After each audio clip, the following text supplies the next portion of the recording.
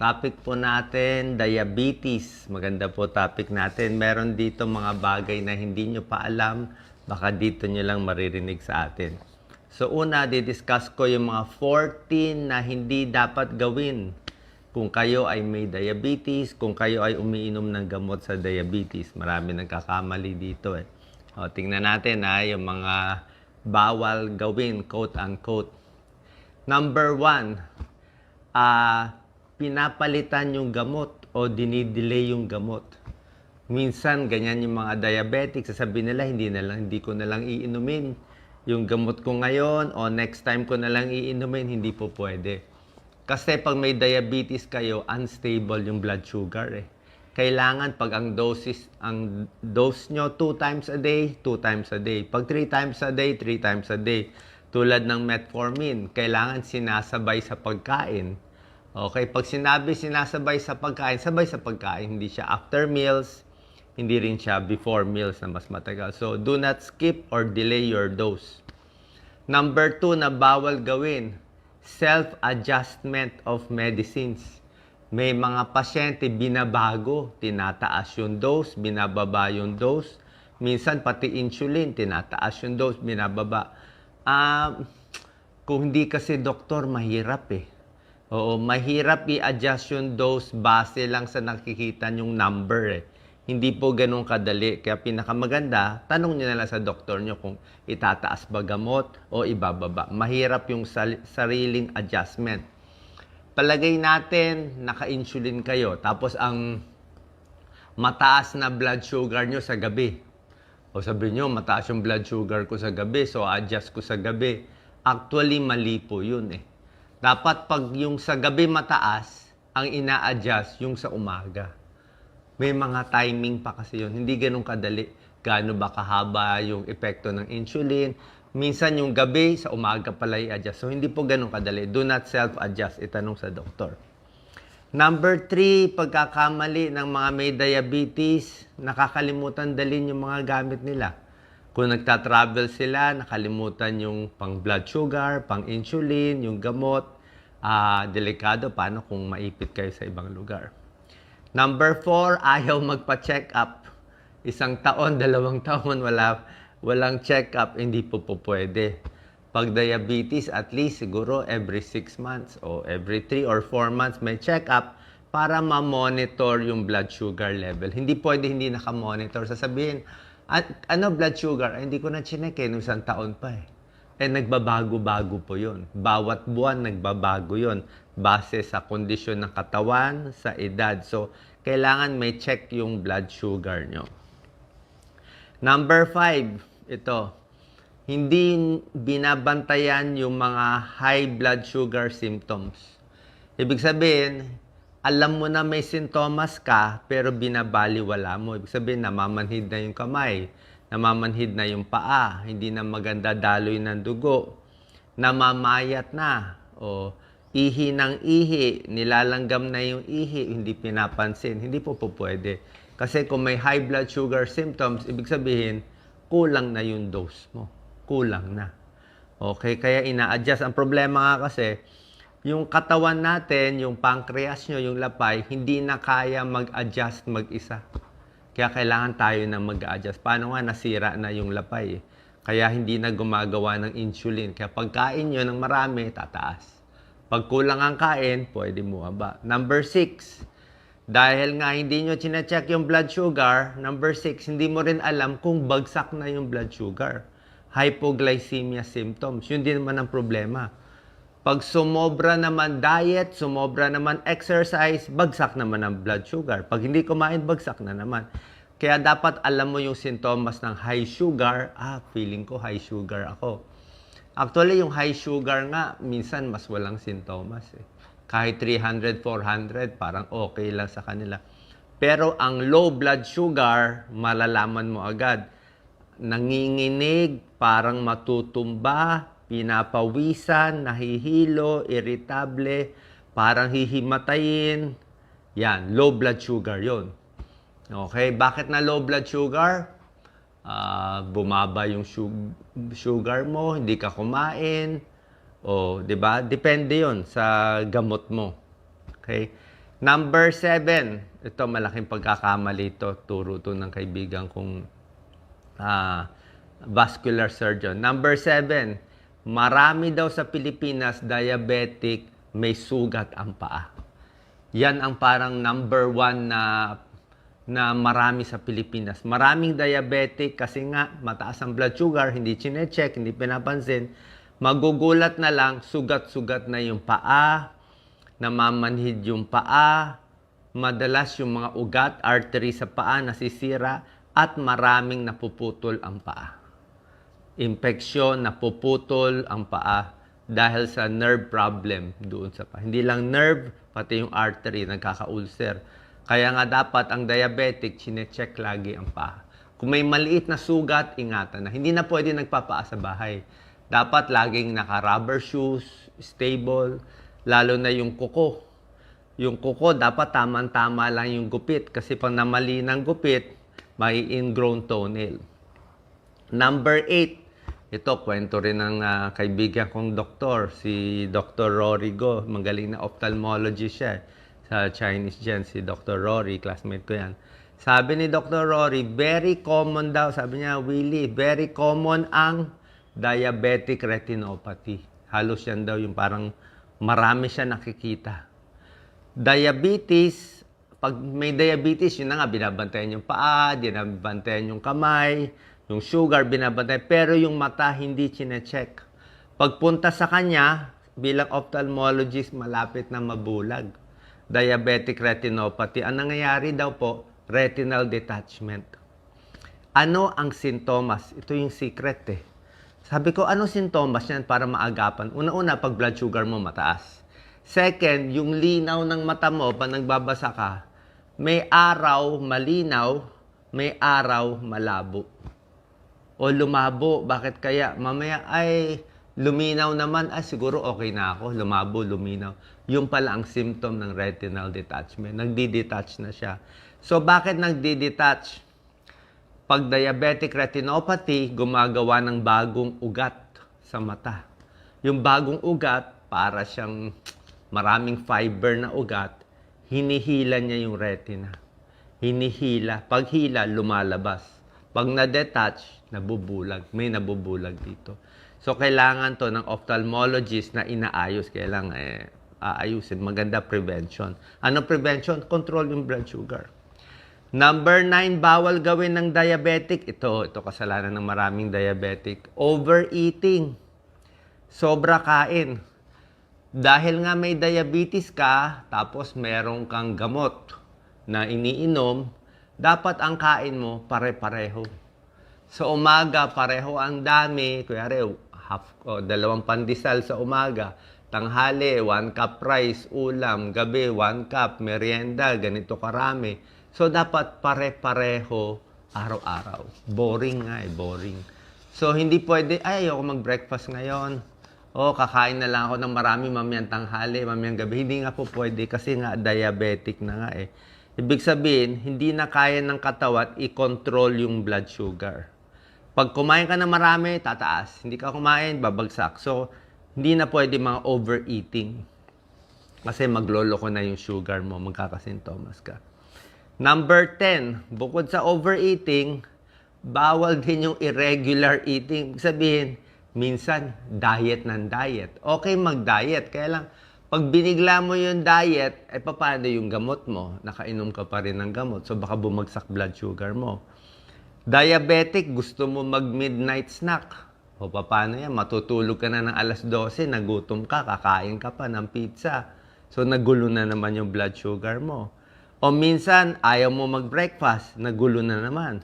Diba? So paano yung gamot na iinumin mo? Kasi yung metformin o yung mga glipizide, glycoside, with meals yun Pagkain mo, isasabay mo Kahit yung insulin, pagkain mo, sabay injection So, pag ginulo mo yung kain mo, hindi po pwede. Tsaka ang magandang kain sa diabetes, hindi na yung 3 times a day.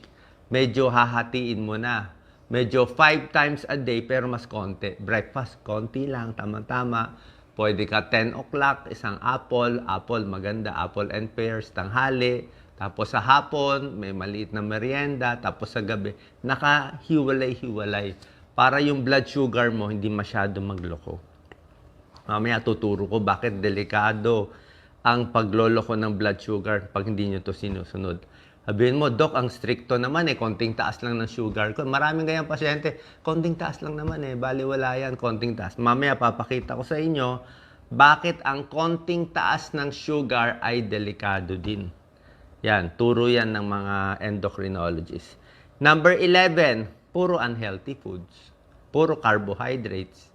Puro kakanin. Yan ang pagkakamali ng Pilipino lagi, yung kakanin, suman, bibingka, lahat, buko pie. Hindi lang ice cream, hindi lang cake, hindi donut. Yung mga kakanin natin, mataas yun.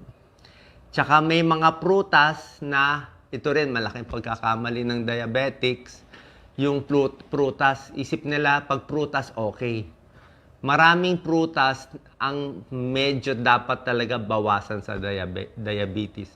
Pakwan, babawasan, pinya, melon, ubas, lalo na ang mangga. Lahat yan, puro matatamis yan Mangga, pakwan, pinya, yung mga overripe. Oo. Saging okay, wag lang overripe. Sabi mo, Doc, ano lang pwede? Pwede mansanas, kahit ilang apple, okay yan. Apple, pears, pwede rin pears, peras. Suha, pwede na rin. Orange, medyo dalandan, pwede. Wag lang yung sobrang tamis. So, ingat sa mga unhealthy carbs, bad carbs, saka mga fruits na mataas sa sugar. Number 12, syempre, ito pinaka-pagkakamali, sugary drinks. Di ba? Ang dami gusto ng iced tea, milk tea, anong pang inumin. Honey healthy pero hindi pang diabetes. 'Di ba? Ano lang iinumin ko, Doc? Tubig. Okay? Buko, huwag na lang magbuko. Pwede magbuko, kaya lang 50 calories 'yon. Gusto mo magsabaw ng buko, kumain ka na lang isang apple. Isang apple na lang. Isang apple, mga ganun. Pareho din ang isang apple sa buko, tubig ng sabaw ng buko Kasi ang buko, 50 calories din. Mataas din siya. Kahit hindi siya matamis. So, tubig lang talaga. Gusto mo black coffee, gusto mo chamomile tea, ganyan. Pero wala nang pampatamis. Number 13, alak, syempre. Pag diabetic, alak beer 200 calories ang beer Red wine, ang tamis ng red wine. 'Di ba? Alcoholic drinks, ang taas noon. Hindi talaga po pwede. Tsaka, pag umiinom ka ng gamot, bawal yung alak. Yan ang problema. Pag umiinom ka ng gamot sa diabetes, may depression ka, may nervyos ka, gamot sa depression, bawal ka na uminom ng alak. Sasabihin ng doktor mo, bawal ka na uminom. Bakit? Magugulo yung dose ng gamot mo. Yung alak at gamot naghahalo, naglalaban sa liver. Kasi sa liver, yun yung taga-metabolize Number 14, tamang exercise. Bawal yung hindi nag-exercise, bawal din yung sobra exercise. Ang hirap, diba? Hindi nag-exercise, hindi pwede. Dapat nag-exercise ka. Pero pag nag-exercise ka, dapat may kain ka rin afterwards. Kasi pag nanggigil ka minsan, sobra exercise, bababa naman blood sugar mo. Inom ka pa ng gamot. So, dapat tama-tama. So, habang nag-exercise, habang nagda-diet, doon babawasan ng doktor pa konti-konti yung gamot mo. Pero pinakamaganda talaga, i-monitor yung blood sugar. Paano i-monitor yung blood sugar? Ayan, sinabi ko na 14 na bawal. Pag-monitor, bago kumain sa umaga, may testing, fasting blood sugar. Pagkatapos kumain sa tanghali, meron pa tong isang testing. Pagkatapos kumain sa tanghali, 2 hours after. 2 hours after, kaya lunch mo, 12 noon, kumain ka na. O hanggang 12:15, kumain ka na. Mga 2:15, i-check mo. Ang normal ng after meals, yung pinaka-normal niya, 140 milligrams per DL pababa. Pwede 140, pero after meals yun. Yung before eating, kailangan 100 lang yun. 100 lang. Minsan 105, minsan 100. So, yun ang limit. Pag walang kain, 100. Pag after meals, 140. Ituturo ko sa inyo ito mga hindi nyo alam. 7 bagay na hindi nyo pa alam sa diabetes. Wag lang magagalit kasi sinasabi ko lang yung datos. Okay? Sasabihin mo, Doc, ba't ba sinasabi mo yan? Natakot ako. Hindi naman kayo tinatakot kasi nakakatakot siya talaga . Okay. Sabihin ko lang yung datos 1 to 7, hindi nyo to alam. Number 1, mga pasyente, base sa pag-aaral, hindi kinokontrol ang blood sugar. Basta diabetic, karamihan hindi controlled. Bakit? Karamihan, mga 130, 140 pa rin. Pag chinek mo yung fasting blood sugar, mataas pa rin. Yung after eating nila, umaabot ng 200. Karamihan, ganun ang level nila, very high. So, ang gusto natin, mababa. Okay? Pag yung, kumbaga sa numero, gusto mo sa umaga, mga 110 lang, o less pa, o 120. O sa diabetic. Yung iba sabihin, 140, 150, 200, okay na, hindi po pwede. Mas mababa sa normal, mas maganda. Okay? Hindi pwede yung pwede na. Kasi yung medyo mataas, delikado na. Number 2, ito. Hindi to alam ng karamihan, pero ito talaga yung tunay. Pag ang isang tao naging diabetic na, let's say na-test ang blood sugar niya, lampas sa 126 milligrams per DL, na-test 2 times, 126 up, diabetic na yon. Ang ibig sabihin noon ay yung lapay natin, may beta cells yun eh. Yung beta cells gumagawa ng insulin. Yung lapay natin na may beta cells, 50% ng beta cells ay sira na. Nakakatakot. Kasi, konting taas, sabi mo, Dok, ang blood sugar ko, 126 lang eh. Bakit mo sinabi 50% ng beta cells ko sira na? Ganun daw kasi talaga eh. Kasi nga, pag ang sira, magaling kasi yung lapay natin, pag 10% pa lang sira ng pancreas mo, okay pa blood sugar mo. Pag 30-40% na sira ang pancreas mo, okay pa rin blood sugar mo. Nagtatrabaho pa yung 60% ng pancreas. Pero pag 50% na sira ang pancreas, 50% hindi na gumagana yung cellular, doon pa lang tataas. So, late na pala yun. Kahit konting taas ng blood sugar, sirang-sira na yung pancreas. 50%. At after 5 years na diabetic, yung lapay ay 25% na lang gumagana. Ganun na. Parang sa kidney yan eh. Pag tumaas ng creatinine, sirang-sira na yung kidney. Medyo may sira na siya. Okay? Hindi sa tinatakot ko kayo, yun talaga ang datos eh. Yun ang problema sa mga sakit ng tao. Basta may sintomas na, medyo late na lagi. Diba? Tulad ng cancer, malalaman mo yung cancer, late na. Ayan na. Diba? Habang maliit pa yung bukol, wala. Tahimik eh. Yan ang problema. Diabetes, ganyan din eh. Kaya nga, high blood, ganyan din. Konting high blood, di mo pa naramdaman. Mararamdaman mo, may komplikasyon na. Kaya nga, kailangan yung testing, kailangan yung kaalaman. Number 3, kahit mild na diabetes, kahit konting taas lang ng blood sugar, ito, yung mga mild diabetes, 110 to 125 milligrams per DL, nung chinek nila itong mga pasyente, nung tumanda, namatay, inotopsy nila, may sira na rin daw yung pancreas, 40% sira. May sira na. So kahit konting taas, ibig sabihin, ingat na tayo sa pagkain. Yung mga bawal, babawasan na natin. Number 4, madali lang mag-monitor ng blood sugar test. Lalo na kung diabetic kayo, bilhin na lang kasi mas kailangan pa rin chinecheck. Number 5, ang isa nagkokos ng diabetes, soft drinks. Yung sobrang matatamis, ganun lang kasimple. Mahilig sa soft drinks, kulang sa exercise, mas mataas ang chance magkaroon ng diabetes. Soft drinks, exercise, mas tataba, mas lalaki ang tiyan, di maganda. Ang problema pa sa soft drinks, may phosphorus.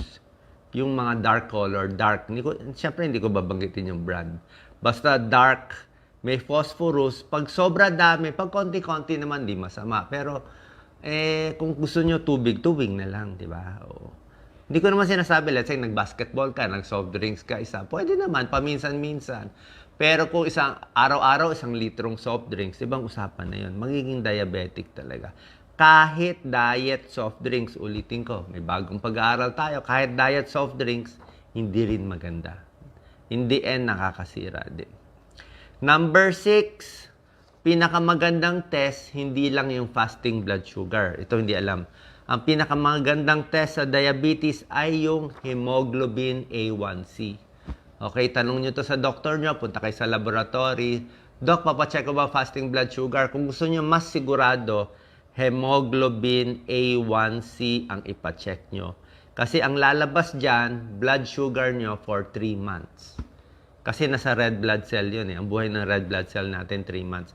So, chinecheck na yung sugar na nakadikit sa hemoglobin ng red blood cell. So, walang daya yon. Kasi yung fasting blood sugar, marami nandadaya. Magpapatest ako bukas, hindi ako kakain ngayon. Do, dinaya mo sarili mo, di ba? Kasi magpapacheck ka eh, magiging normal yon. Pero itong hemoglobin A1C, huli. Yung kinain mo last 3 months, mahuhuli, lalabas sa resulta. And number 7, sa diabetes, hindi unang tataas ang fasting blood sugar. Diba? Madalas chinecheck natin fasting blood sugar. Ang unang tataas ay ang post-meal blood sugar. Yung 2 hours after eating, yun ang tataas. 2 hours after eating, pag hindi ka pa kumakain, normal ang blood sugar mo. Pero pag kumain ka na ng kanin, tumataas na yung blood sugar, lampas 140. Ibig sabihin, hirap na yung katawan mo pag nalo-load ka ng sugar. Yun ang una nakikita nilang komplikasyon. At yung iba nga so in short, dahil puro fast food, puro masasarap, puro matatamis, siguro ingat na lang tayo lahat dito sa diabetes. Kasi nga maraming komplikasyon, diabetes, masisira kidney, pag nasira kidney, magdadialysis. Pag nag-dialysis, alam nyo na saan papunta yun. Diba? Kaya ayaw natin umabot doon. So sana po, habang maaga pa, sabi mo, Doc, bakit nagbebenta ng matamis sa supermarket? Hindi mo na pwede pagbawal lahat eh. Diba? So nasa sa inyo na, sana makinig tayo. Tiis-tiis, tubig ang pinakamaganda, bawas kain. Ha? Alam ko, makapigil tayo ng kain, control, a little more exercise para makontrol ang diabetes. Salamat po. God bless.